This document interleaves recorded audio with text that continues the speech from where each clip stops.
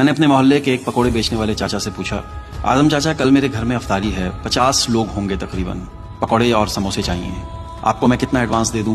اعظم چاچا نے میری طرف دیکھا اور سوالیہ نظروں سے مسکرائے، بیٹا کتنے پیسے دے سکتے ہو؟ مجھے ایسا لگا جیسے چاچا نے میری توہین کی ہے. مجھے ایک عرصے سے جانتے ہیں، اس کے باوجود میرے سوال پہ انہوں نے مجھ سے ایڈوانس مانگا. مجھے اپنی بے عزتی محسوس ہوئی.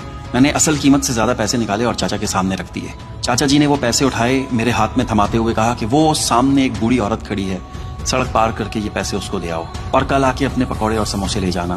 بیٹا تم نے میری پریشانی حل کر دی. افطاری کا وقت قریب تھا اور میرے پاس اتنے پیسے نہیں تھے کہ میں اس سامنے کھڑی بوڑھی عورت کی مدد کر سکوں. اب بیچاری چند دن سحری اور افطاری کی فکر سے آزاد ہو جائے گی. چاچا کی یہ بات سن کے میرے جسم میں ایک ٹھنڈی سی لہر دوڑ گئی. میں نے کہا، چاچا وہ کون ہے آپ کی؟ چاچا جی نے غصے سے کہا، وہ میری ماں ہے، میری بیٹی ہے اور میری بہن ہے.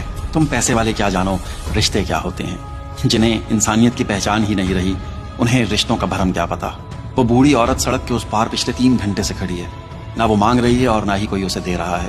تم لوگ صرف بھوکا رہنے کو روزہ سمجھتے ہو اور پیٹ بھرے رشتہ داروں کو افطار کرا کر سمجھتے ہو کہ تم لوگوں نے ثواب کما لیا. اگر روزہ رکھ کر بھی یہ احساس نہیں جاگا تو یہ روزہ نہیں، صرف بھوک ہے، بھوک. چاچا کی یہ باتیں سن کر میں بوجھل قدموں سے اس بڑھیا کی طرف جا رہا تھا اور سوچ رہا تھا کہ یہ میرے ہاتھ میں جو پیسے تھے یہ میرے نہیں تھے، یہ اس غریب پکوڑے والے کے تھے. میرے پیسے تو پیٹ بھرے رشتہ داروں پر خرچ ہو رہے تھے اور چاچا جی کے پیسے اللہ کی رضا کو حاصل کرنے کے لیے جا رہے تھے. میں سوچ رہا تھا کہ اس بڑھیا میں ماں، بہن اور بیٹی مجھے کیوں نہیں دکھائی دی.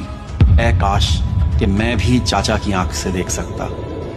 اے کاش کہ تمام صاحب حیثیت لوگ بھی اسی آنکھ کے مالک ہوتے. اے کاش کہ رمضان میں ہم پیٹ بھرے رشتہ داروں پر ہزاروں لاکھوں روپیہ خرچ کرنے کے بجائے ان لوگوں کے گھروں میں راشن ڈلوائیں جن کے گھر میں فاقے ہیں.